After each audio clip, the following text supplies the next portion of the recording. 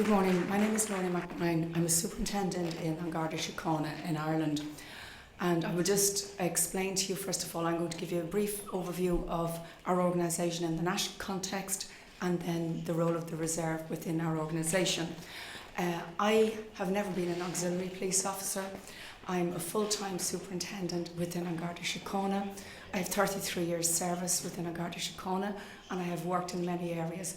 And my last two postings were both operational district commands as superintendent, and I have taken this role up in charge of the Garda Reserve management within the organisation within the past year.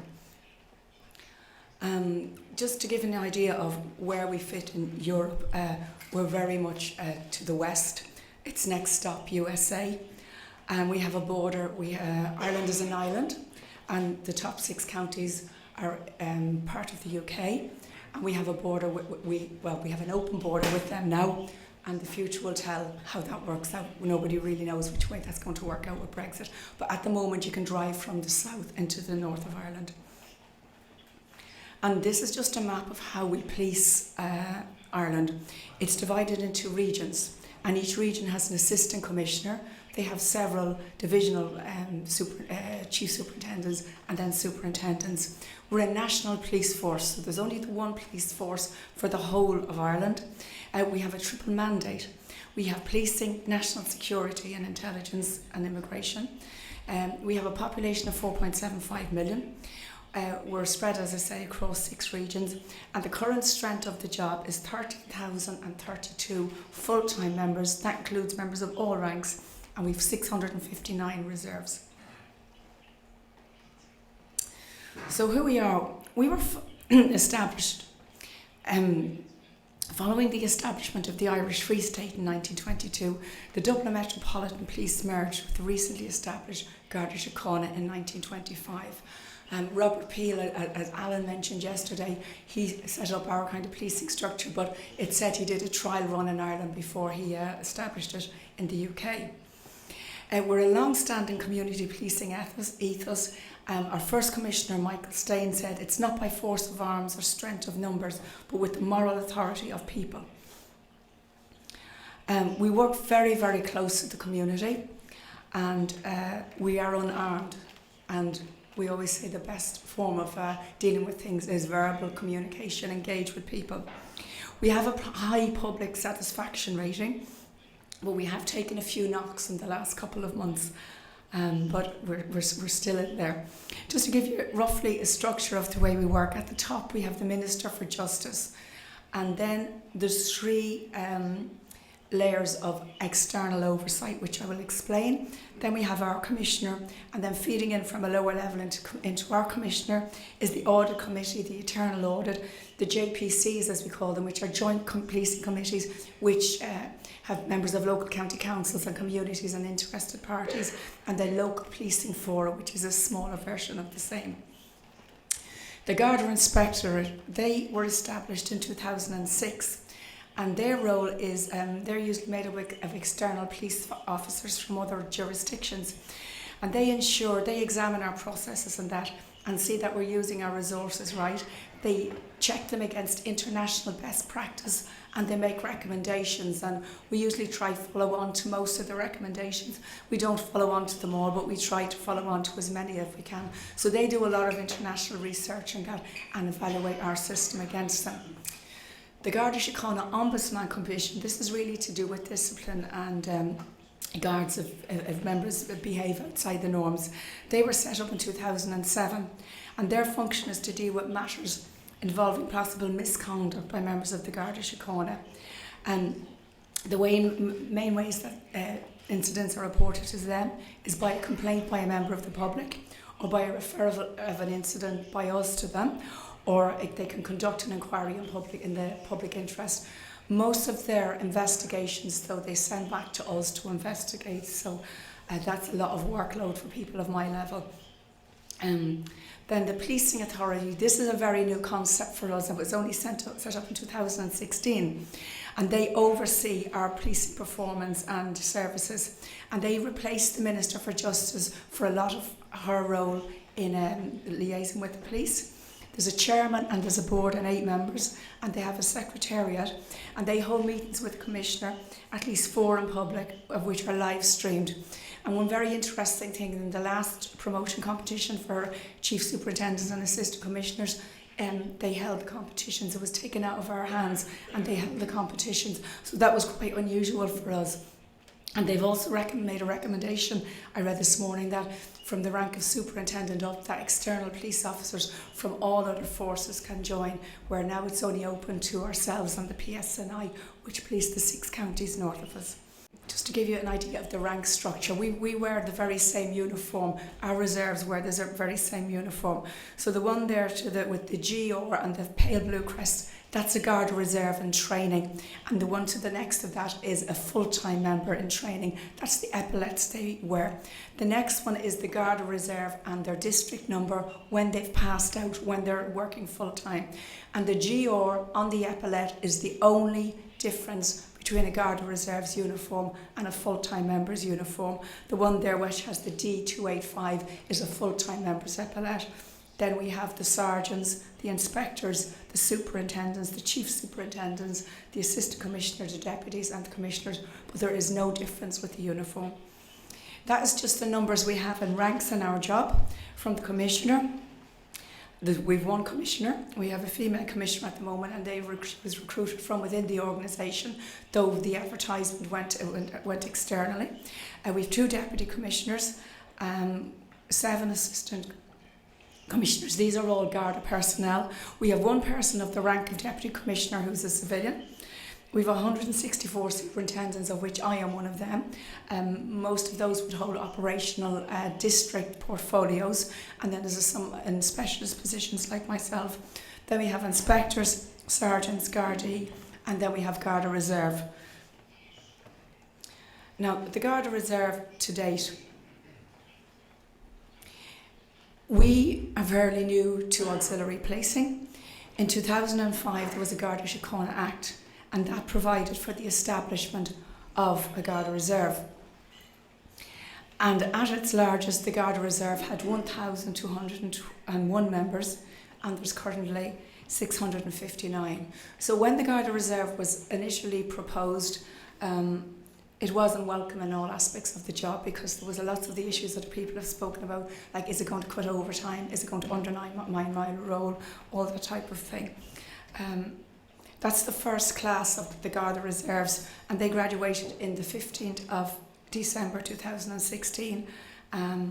They all went out to different stations then around and performed their duty, and some of them are still with us.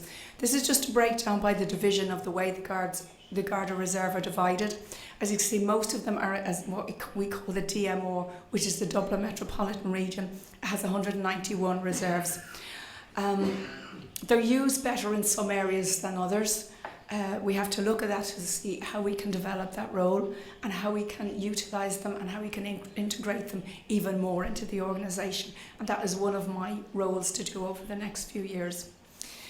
On the left-hand side there, you have the numbers of the reserves as they came into the job. And then at its height was around 2013. And you can see then there's quite a decrease. A lot of those people who are on the chart that left, a lot of them have joined the full-time service. But then also when I took up my role, I realised when I looked at it nationally, there was a lot of reserves that were there in our system that weren't performing. So I put processes in place to try and move them on, and that's how there has been a reduction. Okay, that was just to give you a flavour. That's from our recent recruitment campaign. There are 2 younger members who are now in the full-time organisation. But we recruit people from 18 till 60, and they can stay until they're 65. And we also aim to get people in the older age groups, because they tend to stay longer, because a lot of the young people do tend to go into the full-time organisation. Our office was set up in June 2016. It's based in human resource management in the Garda headquarters. We're responsible for policy, regulations, recruitment, retention, marketing and reserve probationers. I have had no handover. There was an office there before, not in the same location. So there's been about a 6-year gap. This was caused by the crisis, the financial crisis, the home, where a lot of things were reprioritised. So I have a lot of catch up, and I'm trying to find a lot of things that happened before, but I'm working at it. There's myself, the superintendent, a sergeant, a guard and a civilian clerical officer. The roles and responsibilities of reserves, they carry out and assist in crime prevention, road traffic duties, including the fixed charge penalty system, duties at major events, they assist with station duties, they assist guarding in the execution of their duties, they perform duties in a prompt, responsible and professional manner, they maintain a practical work and knowledge of legislation, and they are aware of policing plans, and they should attend CPD courses. And this is the 10-year anniversary of the Garda Reserve. One thing I noticed when I took up the job is there was no recognition for people who had any long service. So we wrote to the Commissioner, and she gave sanction for us to give a 10-year certificate. She presented the first ones, and they will be done every year going forward for members who have completed 10 years service in the Garda Reserve. This was very welcomed. Deployment. Our reserves have to be accompanied by a full-time member all the time, and that is another thing, and it's a great benefit for me to talk to other people here. That is something we hope to develop, that they may be able to work in pairs. They can do station duty other than the custody and care of prisoners. They can do station orderly, communications room duties, patrols, road traffic checkpoints, the fixed charge penalty notice. They can serve summonses. They can do duty on out recordings of events, they can assist in accidents on fires, and they can give evidence in court. And they also should be doing community and neighbourhood policing, and they can preserve crime scenes. What they cannot do is, they cannot do any kind of plainclothes duty, they cannot drive an official vehicle, they cannot carry a firearm. We're an unarmed force anyway, only specialist units carry firearms, and they're prohibited from patrolling on mountain bikes. They have extensive legislative powers to enable them to carry out these functions, and these were expanded in 2015 and are constantly reviewed to see that we need to expand them more. Points to note, one of the things that is painful for me is that their duties recorded manually. So if I get a question how many reserves and carried is so many hours last year, it's a manual trawl, and that is something we're getting a new computer system in next year that should on a national basis for full and reserve members track all that. Our reserve members get an annual allowance of €1,000 for 208 hours worked. I've made a recommendation that be reduced, that they only have to work 150 hours to get that €1,000. That's an allowance, and it's tax-free. They cannot serve on juries because they're members of Garda Síochána, so therefore they're exempt from it. They cannot serve on a jury. We now, if you want to get into the Garda Síochána, and we're trying to encourage young people to join the reserve first, if they do 120 hours in 2 of the previous years, they're exempt from the first stage of the recruitment competition for the full time. They're governed by the very same regulations as the full time for discipline, and our discipline code is quite strict. That can be difficult for them because the fact they're not doing the same amount of hours, they might be as aware of some of the things they can and cannot do. And they're subject to an investigation by GSOC. They're voluntary, so there's no career breaks, and they have access to the Chief Medical Officer for injury on duty. They're subject to all the relevant policies such as bullying and harassment, our protected disclosure policy, which is a new policy in where if somebody sees something wrong, they can make a disclosure and have it examined confidentially. They can avail of all the employee assistance services in relation to if an incident happened on duty. So they can access our 24/7 helpline, our peer support, our employee assistance, any of that. They get the very same services, but for a reserve, it has to be only in relation to something that happens on duty.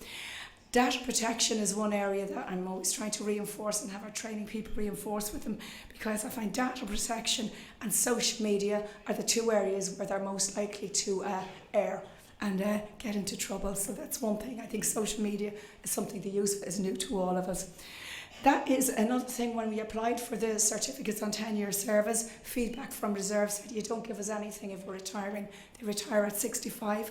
That gentleman in the middle was an ex-fireman in Dublin. They can retire, fire service can retire at 55. He joined the Garda Reserve, and in my dealings with Dublin Fire Brigade, I met his chief fire officer, who's the gentleman in the tunic. So he was the first person to get the presentation of the certificate, and as a surprise we brought his chief fire officer, and Dublin Fire Brigade, his old employer, made a big event of it and gave him an award that night as well. So that was a very good night. So going forward what we want to do, we have launched a new recruitment campaign. The government wants us to get 2,000 reserves by 2021. It's a challenge to do that because we're recruiting very aggressively now for the full-time service, and also you want to get people, but you want to get quality people. As I say, it's a big challenge to get that, because as you get them in, some of them are leaving as well. I want to introduce something with regard to paired patrolling, or give the reserves more autonomy in some of the duties they can carry out. A team site is something we're trying to do on our own internal Garda portal. All our IT system is being radically overhauled. It's quite dated, but we find communicating with reserves very difficult. A lot of them don't log into their email when they come in. They don't check on the pulse system. Some of them don't answer their phones if they're contacted by the station, and that causes a lot of bad feeling. So we want to keep them up to date with everything with a team site. And then training. Originally the Garda Reserves, when they applied to join, were trained in their local CPD school for their first part of their training, apart from the physical training which is done at the Garda College in Templemore. It went back then that they would do their 2 weeks training in Templemore, which was difficult because a lot of them had to take 2 weeks off work. Now we're going to try get that they go back and they do it in their CPD local CPD, and that should be more useful and more beneficial. So that is my presentation. I'm sorry about my voice. You may thank Anna for giving me strepsils that got me this far. And has anybody got any questions that you'd like to ask?